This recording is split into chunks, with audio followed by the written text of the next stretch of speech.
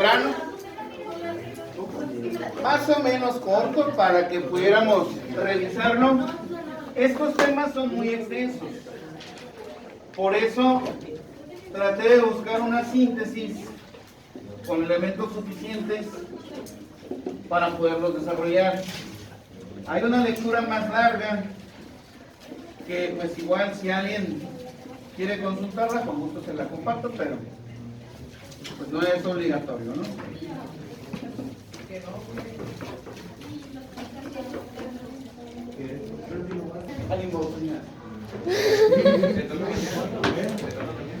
Puro ánimo, puro ánimo. Los tres movimientos que vamos a trabajar el día de hoy suceden en el mismo año en distintos puntos geográficos. Sí, tuvimos también el caso italiano, como lo hubo en Argelia, como lo hubo en Pakistán. Es una larga lista, por eso les decía que si alguien quiere el contexto completo, pues les comparto la lectura. Pero para fines de la sesión y por cuestiones de nuestro calendario, vamos a enfocar en estos tres. ¿Qué son? El mayo francés, la primavera de Praga y el Tlatelolco. Antes de empezar con cada uno, de manera general, ¿por qué razón los estudiantes tomarían la decisión de salir a las calles si, como hemos visto a lo largo del curso, estos movimientos pues siempre son hechos por los viejos, ¿no? Por los adultos? ¿Pero por qué los estudiantes están? Porque ellos ya, por lo mismo que eran jóvenes, tenían diferentes, ya venían como que con diferentes ideas y era más como para innovar, por así decirlo. O sea, ya no creían en el viejo, en la vieja creencia. Entendamos que entre los estudiantes y las personas que están en el poder hay una brecha generacional tremenda. De entrada porque los que están gobernando vienen de haber experimentado las guerras mundiales, las crisis económicas, los gobiernos totalitarios, y estas juventudes que están en las universidades no vivieron nada de eso. Traen una visión del mundo muy diferente, y entonces tenemos este choque generacional que vemos siempre, no nada más fue en los 60s, no lo vemos con nosotros. Donde los jóvenes, a partir de sus necesidades, de su tiempo, contrastan las que tienen establecidas y notan que algunas de ellas pues ya son obsoletas para sus propios fines. Y entonces viene la cuestión de la rebeldía y el cuestionamiento a lo que ya existe. En general, ese siempre ha sido el pleito entre las generaciones nuevas y las que vamos a salir. Tenemos una realidad diferente, tratamos de enfrentarla de alguna manera, damos opciones y buscamos la forma de que esto se integre. En algunos casos sí se han visto resultados, en algunos otros todavía no, y en otras siguen construyéndose. Pero lo que estamos viendo aquí es que en la historia, pues ya los movimientos sociales no van a ser exclusivos de los adultos, de los políticos y los trabajadores, sino ahora la comunidad estudiantil también se mete aquí, ¿no? Entonces, en el primero de los casos, que tenemos el mayo francés. ¿Qué es lo que quieren ahí? Esta juventud francesa. Ariana, ¿qué más? Entonces, que lo que se está buscando es combatir el statu quo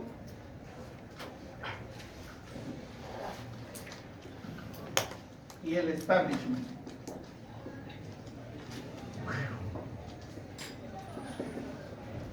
Entendemos el statu quo por cómo son las cosas en cierto momento, cómo son las convenciones sociales,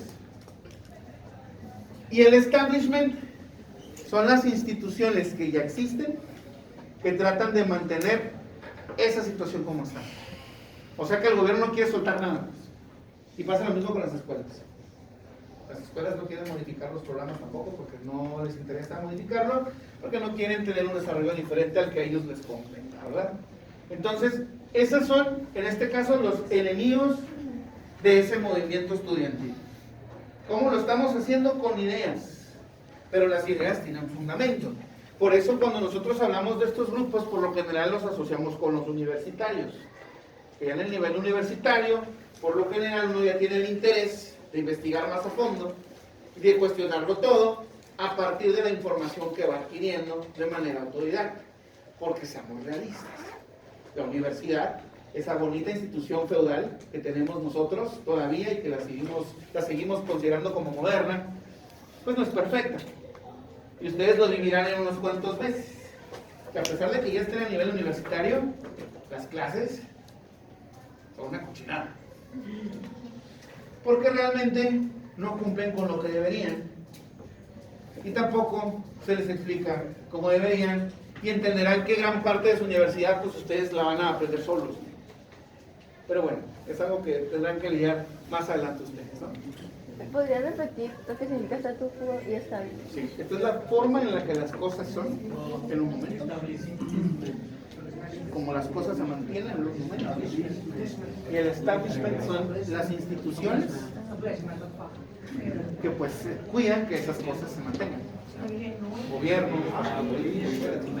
bueno, entonces decimos, estos jóvenes documentados cuestionan las relaciones que hay entre el sometido y el que somete y se dan cuenta que no nada más es una cuestión del gobierno, no nada más es el gobierno el que los tiene controlados y que les tiene la censura de los medios, sino que esto también se replica en las familias y en la escuela. ¿Por qué? Porque el statu quo dice que tú, por ser joven, no puedes opinar y que tienes que hacer lo que te digan ciegamente.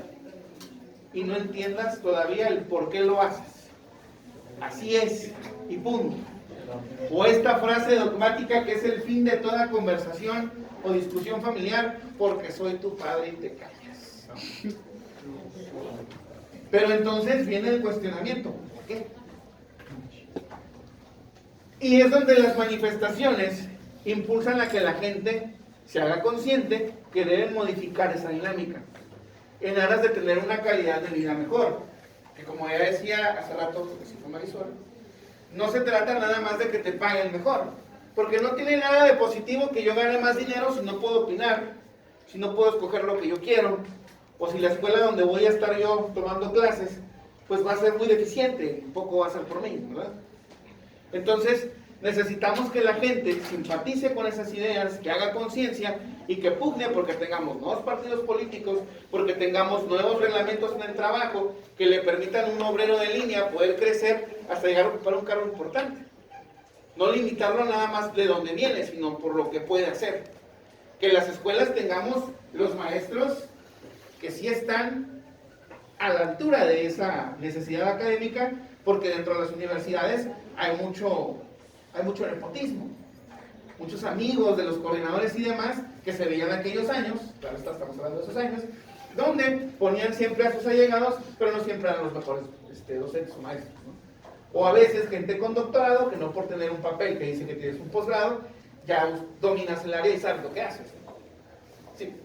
Es por eso que también tenía como más el gobierno sobre esta revolución, por así decirlo, porque las ideas son las que más rápido viajan, simplemente no se controla y es lo que ellos querían, más que nada, ¿no? Así es, así es. ¿Por qué? Porque hay muchos medios para hacer eso posible. ¿Sí? Bueno, entonces, básicamente querían hacer esas manifestaciones porque querían un cambio. En todo lo que tiene que ver con la sociedad y el gobierno. Por eso el gobierno no quiere que esto se mantenga y que siga, porque entonces el statu quo en el que ellos están beneficiados por ser gobierno se termina. Y entonces las instituciones se van a modificar y tampoco conviene. La decisión del gobierno francés, en este caso encabezado por Charles de Gaulle, fue reprimir a los estudiantes con violencia. Los estudiantes tuvieron que resistir haciendo barricadas improvisadas en las calles, tuvieron la simpatía de algunos sindicatos, pero al final el movimiento no logró trascender en ese momento por la represión del Estado, pero sí se tuvo que negociar una salida pacífica donde se le pagó mejor a los trabajadores y se hicieron modificaciones en los programas para las academias. Pero fue una mínima parte de lo que se estaba pidiendo en aquel momento. Entonces, hay quien lo ven como un fracaso, pero al final vamos a ver si lo fue o no lo fue. ¿Hasta ahí vamos bien? Okay. En el caso de la primavera de Praga, ¿qué sucede en Checoslovaquia? La misma idea, González, ¿qué más podemos? Sí. Definitivamente. Ok, en el caso... Me voy a apoyar un poquito con mis apuntes. Ok, en el caso de Checoslovaquia, país alineado con la Unión Soviética, hay que señalar que Checoslovaquia fue de los primeros que por voluntad propia se alinearon con la URSS, porque antes de la Segunda Guerra Mundial, ni Estados Unidos, ni en el caso de Inglaterra, hicieron algo cuando Hitler les arrebató la zona de los Sudetes. Después de eso, cuando estuvieron ocupados por Alemania nazi y se terminó el conflicto, Checoslovaquia fue liberada por las tropas soviéticas. Por eso es que cuando se termina la Segunda Guerra Mundial y se forman los bloques, Checoslovaquia se va con la Unión Soviética, con todo lo que eso conlleva, que es emular todo el proyecto soviético dentro de este país, que es un solo partido, o la cuestión del unipartidismo. Está el Partido Comunista y fin. Y tienes que ir a votar por ese, porque no, si no sales y no votas, entonces se te va a cuestionar por qué no saliste a votar por ese partido. Como el México del 46 al 82, cuando nada más había PRI, y no teníamos otras opciones. Entonces, ¿cómo se maneja la política con un solo partido? Muy sencillo. Desde la capital de la Unión Soviética, Moscú, se decide quién va a ser el siguiente. Ellos deciden quién va a ser el candidato del partido y básicamente el que va a ganar.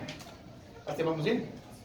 Entonces, en los 60s, contemplando quién debería tomar las riendas de Checoslovaquia, se maneja el nombre de Alexander Dubček, quien ya había hecho carrera política dentro del partido, se había destacado por ser un político eficiente, no había dado ningún rasgo de disidencia ni ser persona problemática, y en la capital Moscú decidieron que pues podría ser una buena persona para el cargo, e impulsaron que llegara al poder.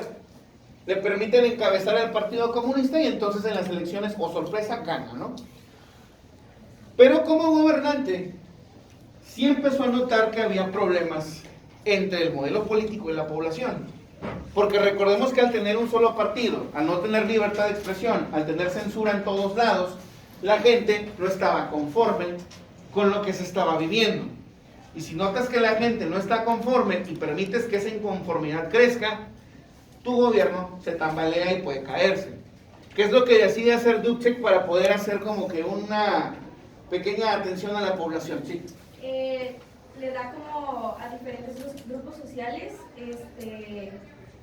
a funciones autónomas a cada uno para que hubiera como más disponibilidad. Ellos sí tuvieran más como opciones. Muy bien. Quiere decir que de entrada permite que surjan sindicatos, porque no había. Y entonces, al tener más de un sindicato, tenemos distintos grupos que van a pelear las condiciones de trabajo y los salarios para quienes desarrollan esas funciones. Van a tener quien los represente. De otro lado, también tiene la apertura a otros grupos políticos o a otros partidos que tengan otra opción. Que una política centrada en el socialismo, pero que sea un grupo distinto.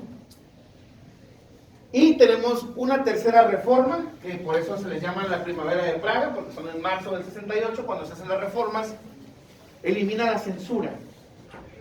Y en cuanto la censura se elimina, empiezan a aparecer periódicos y libros de gente criticando la Unión Soviética, la ocupación que está ahí, el estilo de vida, y entonces desde la capital Moscú dicen, esto lo tenemos que frenar. Lo mandan llamar y le piden que eche para atrás sus reformas. Él dice que no. Él les trata de explicar que las reformas no son peligrosas, que las reformas que están haciendo es para mostrar, decía él, un socialismo con rostro humano. No perder nuestro estilo de gobierno, pero decirle a la gente que sí puede tener otra opción dentro de este mismo sistema. De esta manera vamos a evitar que la gente quiera abandonarlo. No convence a nadie, lo toman prisionero, y entonces en agosto del 68 vendrá la ocupación militar de la Unión Soviética con sus tanques en Praga, sí, en la capital. ¿Dónde entran los estudiantes ahí? De manera pacífica y de forma ingeniosa, tratan de entorpecer esa ocupación.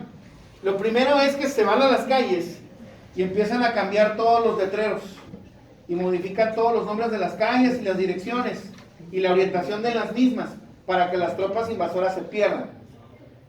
Darle tiempo al resto de la población de que se pueda resguardar o abandonar en todo caso la ciudad. Ya cuando estaban dentro de la capital los tanques, muchos empezaron a caminar hacia ellos de forma pacífica o se ponían frente a los tanques como actos de desobediencia civil y resistencia pacífica. Había personas que se trepaban a los tanques y posaban en fotografías sobre ellos, pues mostrando que el pueblo no tenía intenciones de responder con violencia, simplemente querían que se fueran. En esta ocupación se sabe que hay menos de 150 muertos, los pocos que hubo fueron por accidentes, donde pues alguien no alcanzó a frenar y los atropellaron, pero de ahí en fuera no fue como que un acto violento como lo vimos en México, ¿no? Por ejemplo. Entonces, al final tuvieron que llegar a un acuerdo, porque se dieron cuenta que la población no iba a ceder en este tipo de manifestaciones para no dañar más la imagen. Permitieron que Dubček volviera al frente del país de Checoslovaquia, pero le pusieron condiciones. Las reformas las tenía que tirar y tenía que volverse a alinear con la Unión Soviética. De esa manera, las cosas siguieron como estaban. A los pocos años, a Dubček lo movieron y pusieron a alguien más. ¿Sí? Fue reemplazado. Fue nada más como que una medida de transición para que la gente no hiciera más alboroto. Hasta ahí. ¿Preguntas? Bueno, el tercero ustedes ya se lo saben de memoria. ¿Qué pasó ahí? Pues 1, 2 y 3.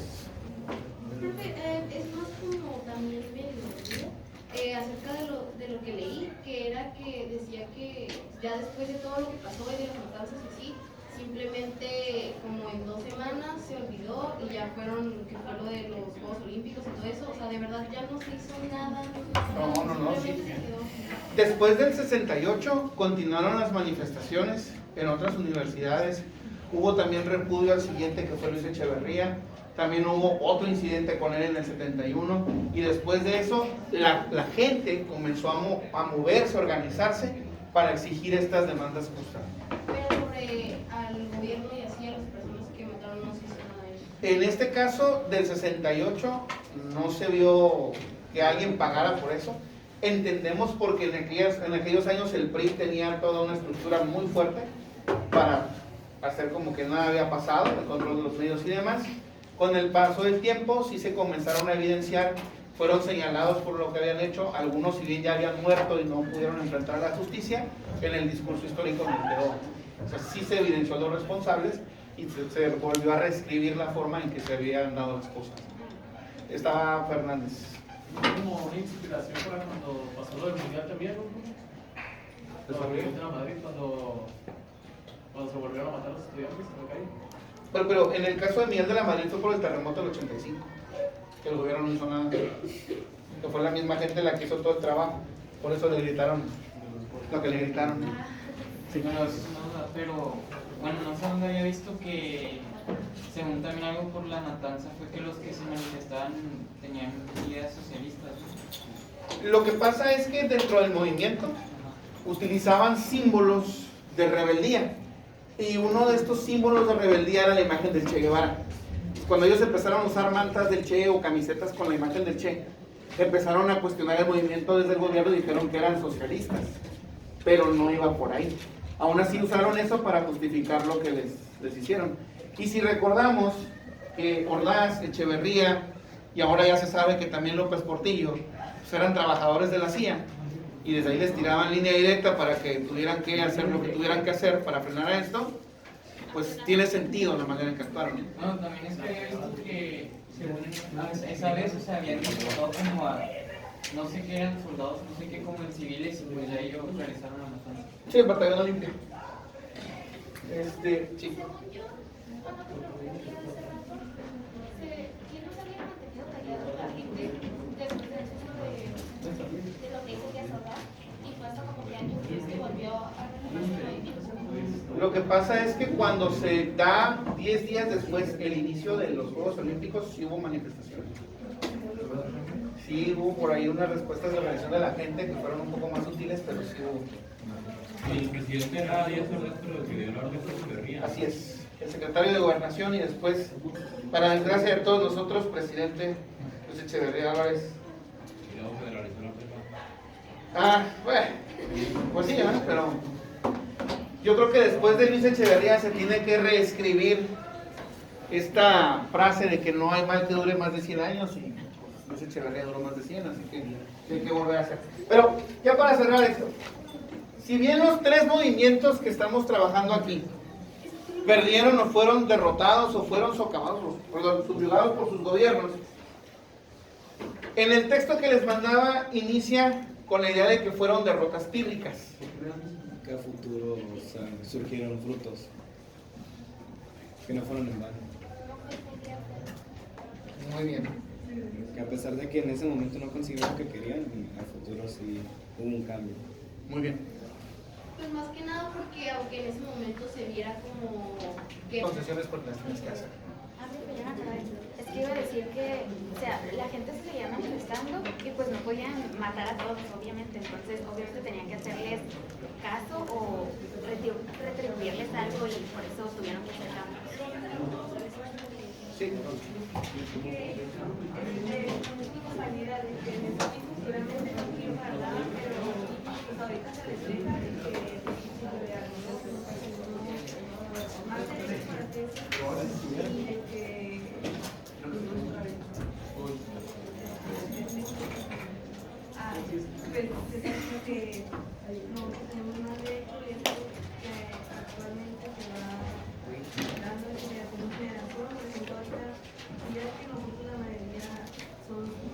Tienen más medios para hacer eso.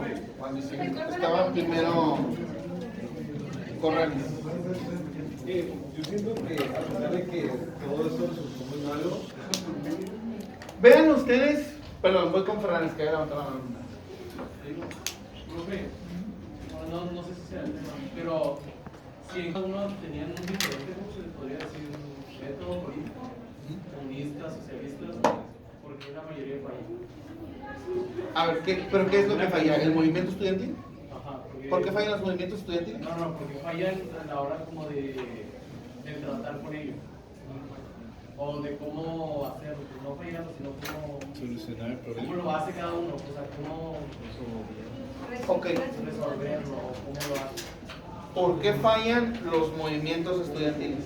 Porque el gobierno porque el gobierno ¿Por qué el gobierno? Ok. es más fuerte que ellos. El gobierno tiene toda la estructura para poder, en este caso, reprimir estas manifestaciones. El detalle está que cuando las ideas comienzan a difundirse y la gente tiene esa necesidad y empiezan a pedirla con más frecuencia, entonces el gobierno tiene que hacer concesiones para quedar bien con ellos, porque si no ese gobierno se termina. Entonces esa es la forma en la que ellos tienen que ceder. Están forzados a ceder, pero no van a ceder todo. Entonces por eso les decía, hay que ver esto como si fuera una carrera de relevo, donde cada generación tiene que retomar donde se quedó la anterior y cerciorarse de que esa inconformidad sea resuelta. De lo poco que les hayan dado, la nueva generación tiene que tomarlo de ahí y seguir pugnando hasta que se consiga lo que andan buscando, que es lo difícil. Ustedes desde su comodidad o desde su privilegio sí gozan de muchas de esas concesiones que se han hecho. Ustedes lo saben. Aquí la idea es plantearse que hace falta, que les toca hacer ustedes. Ya. Pero esos son ejercicios que tienen que hacer de manera individual. Eso ya no nos toca a nosotros. Pero bueno, lo dejamos hasta ahí. Nos vemos el próximo lunes.